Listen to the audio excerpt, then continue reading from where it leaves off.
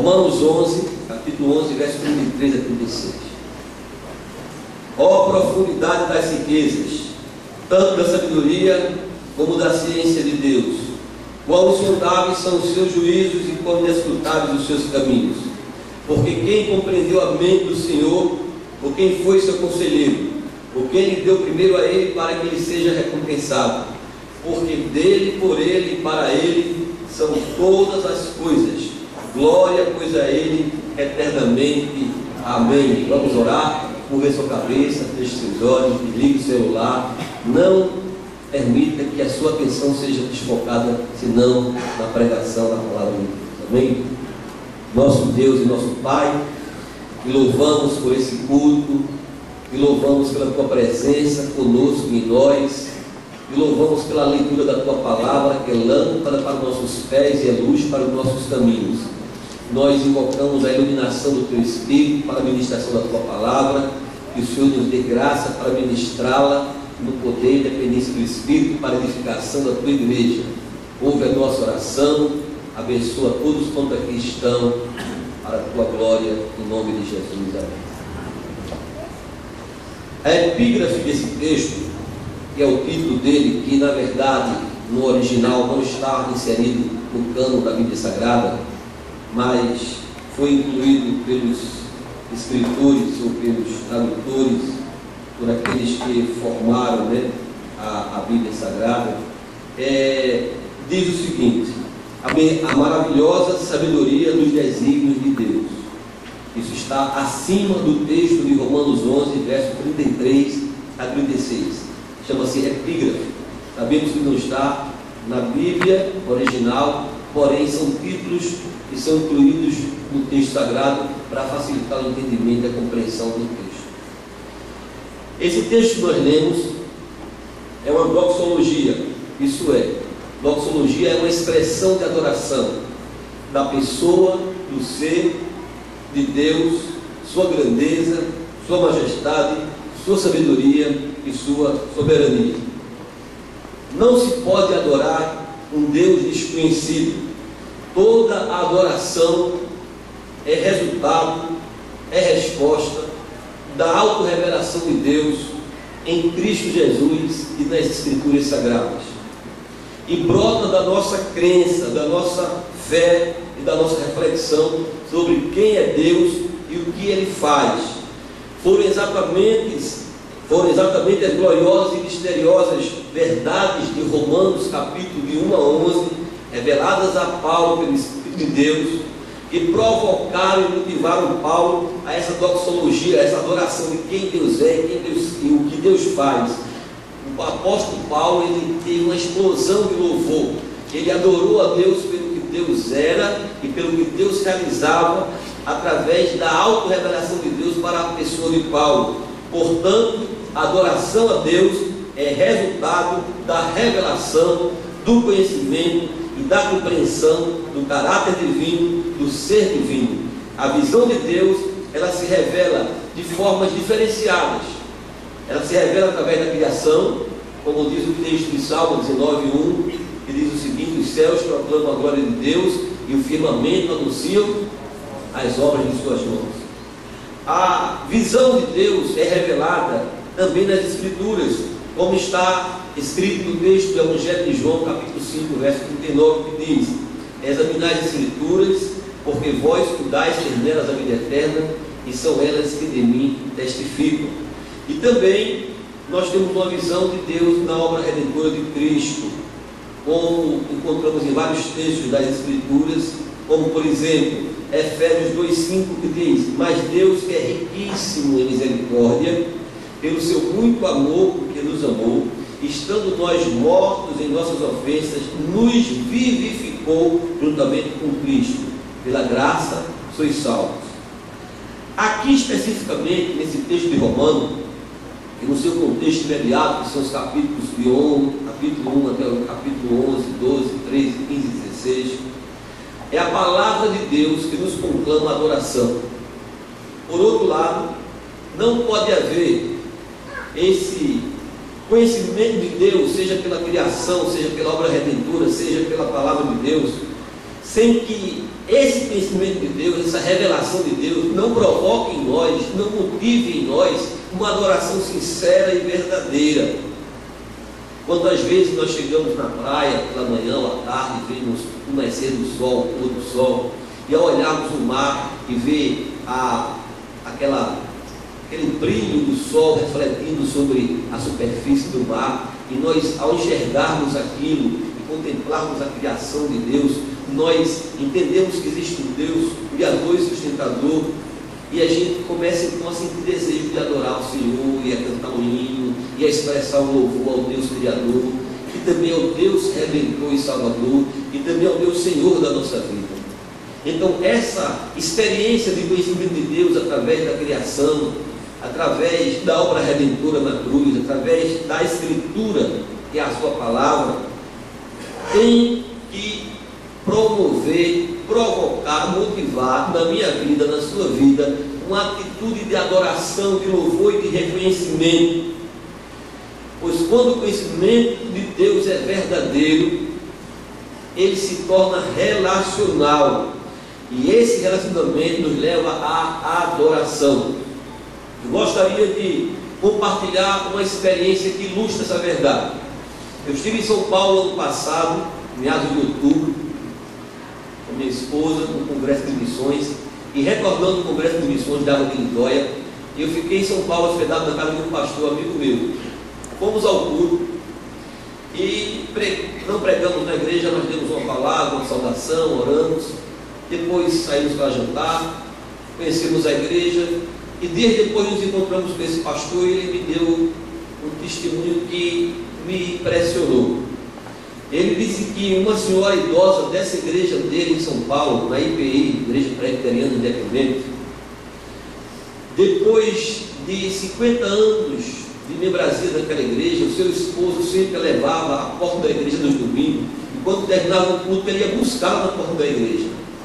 A sua esposa é evangélica, ele conhecia o evangelho teoricamente. O pastor não disse isso, mas a gente supõe que em algum momento da vida deste homem ele deve ter assistido um culto na igreja onde a sua esposa congregava. Devia conhecer algo da palavra de Deus através da vida do testemunho dela, mas não era um homem convertido, não era um homem salvo, não era um homem que teve um novo nascimento. Porém, em outubro do ano passado, quando ele foi buscar a sua esposa, chegando próximo à igreja, ele foi sequestrado. E ao sequestrarem este homem, levaram ele para distante daquele bairro. Não sei como ela tomou conhecimento desse sequestro, alguém deve ter visto, deve ter ligado para ela. Então ela procurou o pastor então reuniu com ela e alguns líderes da igreja e oraram fervorosamente para que Deus operasse um milagre, Deus não permitisse aquele homem ser assassinado, que Deus livrasse aquele homem da morte. E após essa oração, depois de algumas horas passadas naquele sequestro, esse homem foi encontrado com vida numa rodovia de São Paulo, e dias depois seu carro também foi encontrado, abandonado pelos sequestradores, para a glória de Deus. O que aconteceu? Este homem, passado uma semana, ele agradeceu ao pastor pelas orações, e foi feito um culto de ações de graças ao Senhor pelo livramento de morte e pela recuperação do carro que foi roubado pelos sequestradores. Neste culto, no lar deste homem, o pastor pregou no Salmo 127, e no final do culto este homem se converteu e aceitou Jesus como Salvador. O que é que nós podemos deduzir disto? Que o conhecimento revelacional de Deus traz adoração, mas antes da adoração traz relacionamento. Esse homem foi grato ao Criador, porque ele acreditava num Deus que criou a sua pessoa, a sua esposa, os seus filhos, Deus que criou os céus e a terra, mas ele não teve uma experiência com a obra redentora de Cristo. E o conhecimento que ele tinha das Escrituras era um conhecimento talvez teórico, superficial, periférico, mas não havia ainda um conhecimento profundo da palavra e uma relação pessoal, individual dele com Deus, o Criador, o Salvador.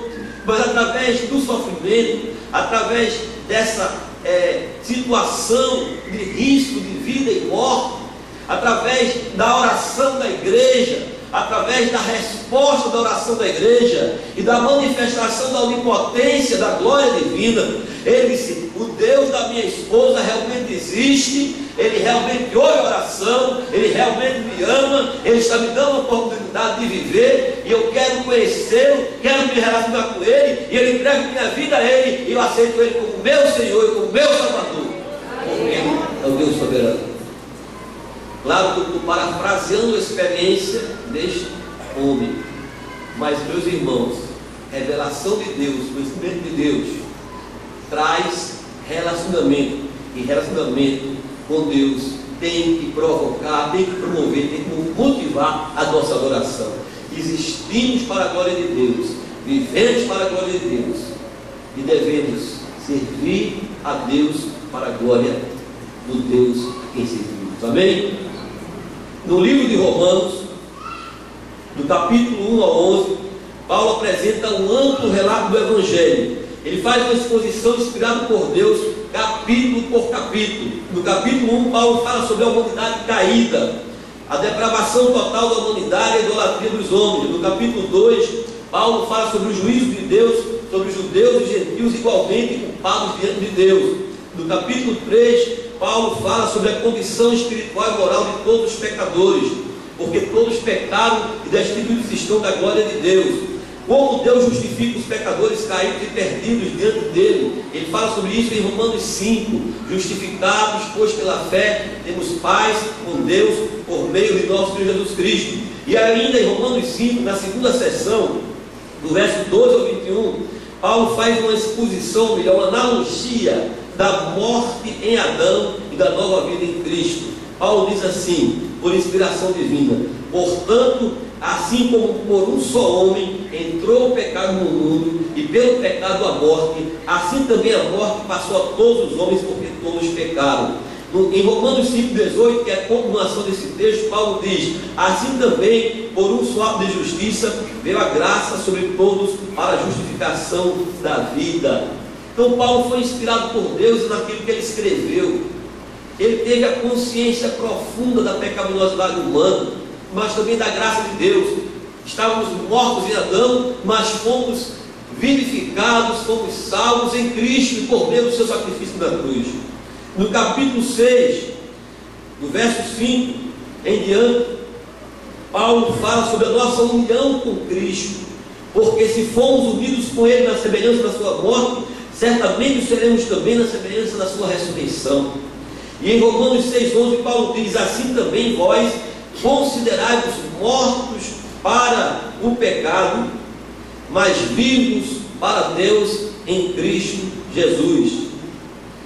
Chegando ao capítulo 7 de Romanos, Paulo faz uma abordagem da luta interior do cristão, nossa natureza pecaminosa em conflito com a natureza divina dentro de nós. Ele diz em Romanos 7, 24 e 25: miserável homem que eu sou, quem me livrará do corpo desta morte? E é interessante que nós muitas vezes passamos esse conflito. Aquilo que nós não queremos fazer, nós fazemos, e aquilo que a gente gosta de fazer, a gente acaba por não fazer. Esse conflito entre querer e fazer, muitas vezes é resultado da experiência de Paulo, que é também a minha experiência e a sua experiência, pois nós temos a natureza adâmica, a natureza caída, a natureza do pecado, mas temos também a natureza divina, a presença do Espírito Santo de Deus em nosso interior, e essas duas naturezas se conflitam, e muitas vezes nós cedemos mais espaço à nossa natureza humana e não cedemos espaço à natureza divina, e com isso nós pecamos contra Deus. É possível que aqui nesse texto especial estivesse na mente de Paulo a prática horrenda e antiga em que um assassino, como castigo pelo seu crime de morte, ou do seu crime de homicídio, melhor dizendo, ele era amarrado face a face, membro a membro, com a sua vítima. Isso é, de acordo com os anais da história, havia essa prática horrenda e antiga de que um assassino ele era condenado a amarrar o seu corpo ao corpo da pessoa que ele matou. E ao ver aquela pessoa amarrar o seu corpo, rosto com rosto, corpo com corpo, membro com membro, e andar com essa vítima que ele assassinou, através do horror desse estado, de andar com este corpo morto amarrado nele, o próprio assassino também morreria. E Paulo utilizou dessa analogia daquela época e fez essa comparação. Nós andamos com um homem morto dentro de nós, que é o homem do pecado, que é a natureza caída, a natureza pecaminosa. E esse corpo que nós carregamos é escravo do pecado, nos aflige, nos atormenta. Porém, o novo homem que é em nós, Jesus Cristo, nos liberta e nos dá vitória sobre o corpo do pecado. Por isso que ele termina o capítulo 7 dizendo: graças a Deus por Jesus Cristo, nosso Senhor. E ele começa o versículo 8 dizendo o seguinte: agora, pois, nenhuma condenação há para os que estão em Cristo Jesus, porque a lei do Espírito de vida em Cristo Jesus me libertou da lei do pecado e da morte. Louvado seja Deus. Essa é a grande dinâmica da vida cristã pela graça.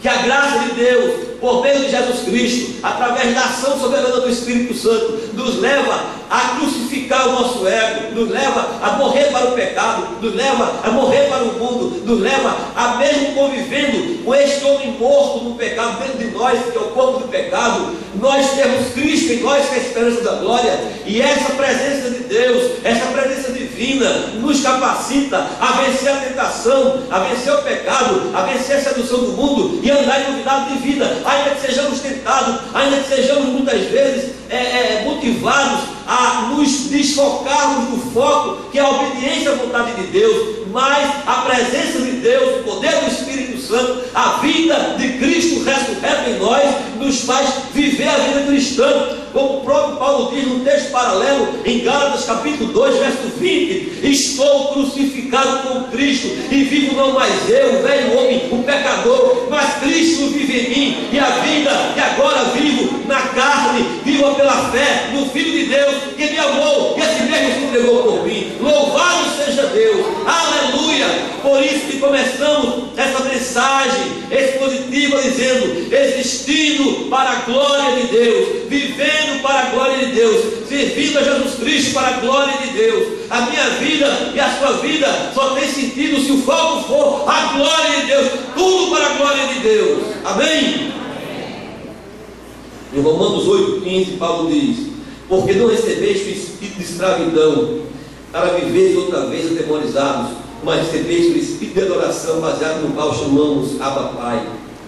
Ainda nos capítulos 9, 10 e 11 de Romanos, Paulo expõe as verdades sobre a incredulidade e a rejeição dos judeus a Jesus Cristo. Paulo fala sobre a soberania de Deus e a eleição dos gentios para a salvação, e como os gentios foram enxertados na videira. Há um texto paralelo em João 15 que diz o seguinte: está em mim e eu em vós, como a vara de si mesmo não pode dar fruto se não estiver na videira, assim também vós, se não estiveres em mim. Eu sou a videira, vós as varas. Quem está em mim e eu nele, esse dá muito fruto, porque sem mim nada podeis fazer. Ainda no capítulo 11, versos 17 a 32, Paulo afirma que assim como Deus soberanamente enxertou os gentios na oliveira, Ele é poderoso para enxertar de novo os judeus que foram rejeitados e cortados da oliveira por causa de sua incredulidade. Em Romanos 11, 23, a parte final, a parte B, Paulo diz: pois Deus é poderoso para os enxertar de novo. Em Romanos 11, 32, ele diz o motivo disto: porque Deus a todos, gentios e judeus, encerrou na desobediência, a fim de usar misericórdia para com todos. Durante a Segunda Guerra Mundial, muitos judeus se converteram ao cristianismo, se converteram à pessoa de Jesus Cristo, Messias de Israel, nos campos de concentração nazista, durante o sofrimento e a aflição. Esses judeus, eles foram enxertados de novo pelo poder de Deus na oliveira, como Paulo diz em Romanos 1, 16 e 17: porque não me envergonho do Evangelho de Cristo, pois é o poder de Deus para a salvação de todo aquele que crê, primeiro do judeu e também do grego, porque dele se descobre a justiça de Deus, de fé em fé, como está escrito: o justo viverá pela fé. Uma judia cristã convertida ao cristianismo, junto com a sua família, chamada Corrie ten Boom, ela teve uma experiência fantástica dentro do campo de concentração. E ela viu a sua irmã morrendo nas mãos dos algozes nazistas. E ela teve um sonho, sua irmã, onde tanto ela como Corrie saía daquele campo. Ela saiu através daquela experiência de óbito, de morte, e foi para a eternidade se encontrar com o Senhor Jesus. A sua irmã saiu por uma ação soberana de Deus, recebeu a sua carta de alforria e pôde ser liberta do campo de concentração. Ela escreveu vários livros. Refúgio Secreto é um deles. Tem até um filme muito lindo, muito bonito, se puder assistir fácil isso com a sua família, contando a história da família de Corrie ten Boom, que na Segunda Guerra Mundial. E ela disse algo tremendamente profundo. Ela disse: não existe abismo que seja tão profundo que Deus não seja mais profundo que ele. A experiência da vivência no campo de concentração fez ela conhecer Deus com muito mais profundidade. E muitas vezes, irmãos, nós fugimos do sofrimento. Não estou aqui fazendo apologia, defesa ao sofrimento. Não sou masoquista e ninguém deve ser masoquista. Mas às vezes o sofrimento nos aproxima mais de Deus, nos torna mais sensíveis ao sofrimento das pessoas que estão ao nosso redor. A Bíblia diz que todas as coisas cooperam juntamente para o bem daqueles que amam a Deus, que são chamados segundo o seu propósito. Chegamos agora então, irmãos, ao finalzinho do capítulo 11.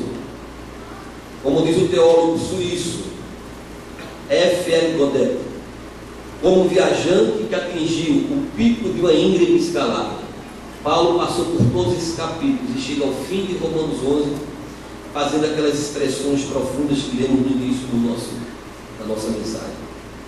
Porque dele, por meio dele e para ele são todas as coisas. Glória, pois, a ele eternamente. Amém. Assim também o apóstolo Paulo chega ao pico da montanha. As profundezas estão aos seus pés, iluminados por ondas de luz, e em toda extensão à sua volta seus olhos divisam o horizonte imenso. Então Paulo prostra-se diante de Deus, da sua soberania, da sua majestade, e explode em adoração, nessa doxologia, nessa adoração à pessoa de Deus e ao ser de Deus, sua soberania, sua majestade, sua sabedoria, sua glória. Isso nos ensina três coisas importantes. Estamos quase encerrando. Primeiro, Paulo exalta Deus numa tríplice perspectiva. Primeiro, ele fala sobre a profundidade da riqueza e da sabedoria divina. E há um texto paralelo em Efésios 2, 4, 9, que é muito lindo, que fala sobre isso também, que diz o seguinte: mas Deus, que é riquíssimo em misericórdia, pelo seu muito amor com que nos amou, estando nós mortos ainda em nossas ofensas, nos vivificou juntamente com Cristo, pela graça foi salvo, e nos ressuscitou juntamente com Cristo, e nos fez assentar nos lugares celestiais em Cristo Jesus, para mostrar nos séculos vindouros as abundantes riquezas da sua graça, pela sua benignidade para conosco em Cristo Jesus. Porque pela graça sois salvo, por meio da fé. Isto não vem de vós, é dom de Deus, não vem das obras, para que ninguém se glorie. Em Colossenses 2, versículo 3, Paulo também, escrevendo por inspiração divina, diz que em Cristo Jesus estão ocultos, estão escondidos todos os tesouros da sabedoria e da ciência de Deus. Em segundo lugar, Paulo, na sua doxologia, na sua adoração, ele não adora apenas a sabedoria e a riqueza da graça de Cristo, mas ele adora Deus pelos seus juízos insondáveis. Aquilo que Deus pensa é aquilo que Deus decide. Interessante que há outros textos paralelos, e nós poderíamos citar vários textos, mas eu separei aqui pelo menos 3 textos que falam sobre os juízos de Deus, que são insondáveis. Deuteronômio 32, 43 diz o seguinte: jubilai nações, o seu povo, porque ele vingará o sangue dos seus servos, e sobre os seus adversários se atribuirá a vingança, e terá misericórdia da sua terra e do seu povo. Salmo 89:14. Justiça e juízo são a base do seu trono, misericórdia e verdade irão diante do teu rosto. Salmo 33, verso 3 a 16. O Senhor olha desde os céus e está vendo a todos os filhos dos homens. Do lugar da sua habitação contempla todos os moradores da terra. Ele é o que forma o coração de todos eles, e contempla todas as suas obras. Não há rei que se salve com a grandeza do exército, nem homem valente que se livre pela muita força. O juízo de Deus, meus irmãos, são insondáveis. Nós não podemos entender totalmente o que Deus pensa, o que Deus decide, mas nós podemos adorá-lo pelos seus juízos. Amém?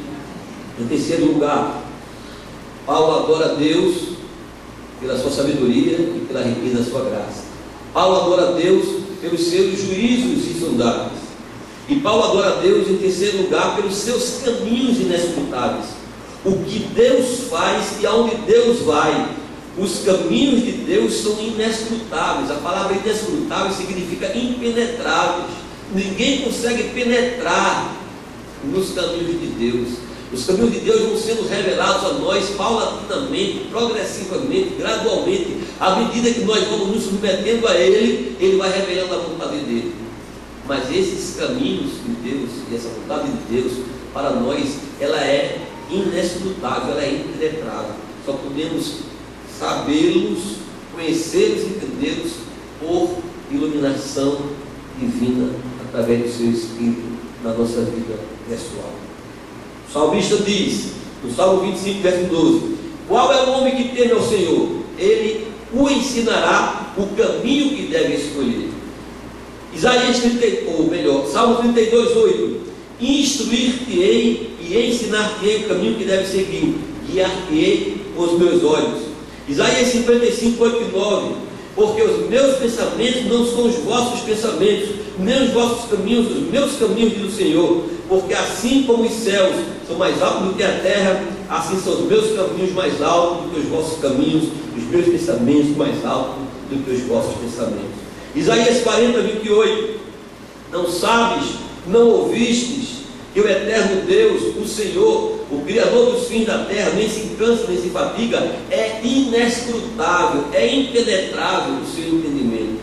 Provérbios 15, 9: o caminho do ímpio é abominável ao Senhor, mas o que segue a justiça Ele ama. Provérbios 20, 19 e 21: muitos propósitos há no coração do homem, porém o conselho do Senhor permanecerá.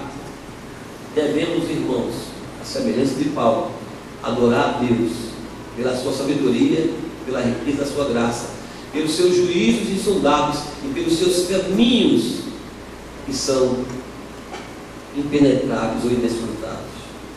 Seus propósitos, seus desígnios, seus decretos, seus caminhos são soberanos, são eternos, são imutáveis e são inescrutáveis. Porém, Deus se revela aos que o buscam e aos que o temem. Seria absurdo afirmar que nós conhecemos a mente de Deus, ou que nós podemos dar algum conselho a Deus, assim como seria absurdo também declarar que lhe demos alguma coisa, ou colocamos alguma coisa em débito conosco em relação a Deus. Deus não precisa de absolutamente nada. Ele é completamente autoexistente e autossuficiente, soberano e supremo, onipotente, onisciente, onipresente, onividente, cheio de glória, de majestade, de poder. O seu conhecimento é um conhecimento eterno. Ele não necessita investigar, pesquisar, estudar, avaliar. Ele conhece o passado, o futuro, o presente. Ele conhece as coisas que não aconteceram desde a eternidade, as coisas que vão acontecer. Ele já sabe, já determinou nos seus decretos. Ele é soberano, Ele controla tudo, Ele penetra tudo, Ele realiza todo o impossível, Ele faz qualquer coisa, e Ele pode qualquer coisa, porque Ele é o Senhor Criador, Ele é o Senhor mantenedor, Ele é o Senhor Redentor, Ele é o Senhor sustentador de todo o universo. Ele é o Deus triuno, Deus único, Deus vivo, Deus verdadeiro, Deus soberano, Deus eterno, Deus altíssimo, Deus da glória, Deus todo-poderoso. A Ele seja a glória, a honra e o louvor para todos sempre. Amém. Isso, meus irmãos, nos humilha. Sabe por quê? O homem na pós-modernidade, independente do seu nível social e intelectual, a nossa cultura é uma cultura hedonista, que adora o prazer. É uma cultura narcisista, que adora a si mesmo. As pessoas adoram a si mesmo. Qualquer programa de televisão que você assistir, você vai ver que os homens, as mulheres, os heterossexuais, os homossexuais adoram a si mesmo, a sua beleza, o seu corpo, a sua sabedoria, o seu conhecimento, a sua influência, o seu poder, suas posses materiais, suas relações, sua capacidade de influência. Então o hedonismo, o narcisismo faz parte da cultura do homem pós-moderno. As pessoas não querem depender de Deus, principalmente se ela tem uma boa condição financeira, se elas têm uma boa condição social, se elas têm uma vida estabilizada, elas confiam mais no seu conhecimento, na sua capacidade, na sua influência, na sua autossuficiência, melhor dizendo, do que em Deus. Mas a Bíblia diz: nele vivemos, nos movemos e existimos, e sem ele nada podemos fazer. Dependemos exclusivamente, inteiramente de Deus, para a nossa existência nesse mundo, para a nossa salvação, para a nossa santificação e para a nossa glorificação. Dependemos de Deus. John Stott, pastor, escritor e pregador, saudosa memória, um dos maiores expoentes do cristianismo no século XX ao XXI, ele disse: tentar inverter os papéis e querer destronar Deus é divinizar a nós mesmos. E nós não podemos divinizar nós mesmos. Devemos entender a nossa humanidade para adorar a divindade de Cristo. Ele é Deus, Ele é o Senhor, Ele é o Criador e o Salvador. Concluímos dizendo o seguinte: Paulo termina a sua doxologia em Romanos 11, 33 a 36, ou a sua adoração, uma das mais gloriosas afirmações teológicas e doutrinárias das Escrituras. Porque dele, Deus é a fonte, por meio dele, Deus é o sustentador, e para ele, Deus é o alvo de todas as coisas, são todas as coisas. Glória, pois a ele eternamente. Porque nele foram criadas todas as coisas que há nos céus e na terra, visíveis e invisíveis, sejam tronos, sejam dominações, sejam principados, sejam potestades, tudo foi criado por ele e para ele. Em Apocalipse 4:11, os 24 anciões, os quatro seres viventes, dizem e expressam em adoração doxológica: digno és, Senhor, de receber a glória, a honra, o poder, porque tu criaste todas as coisas e por tua vontade são e foram criadas e vieram a existir. Amém? Que neste ano de 2015, seja você adolescente, jovem, adulto, idoso, pastor, diácono, seminarista, líder de ministério, cristão, novo convertido, casado, solteiro, viúvo, divorciado, não importa. Que você viva para a glória de Deus. Existindo para a glória de Deus, vivendo para a glória de Deus, servindo no Evangelho de Jesus Cristo, para a glória de Deus, porque dele, por meio dele e para ele são todas as coisas. Glória a Deus eternamente. Amém. Vamos ficar de pé.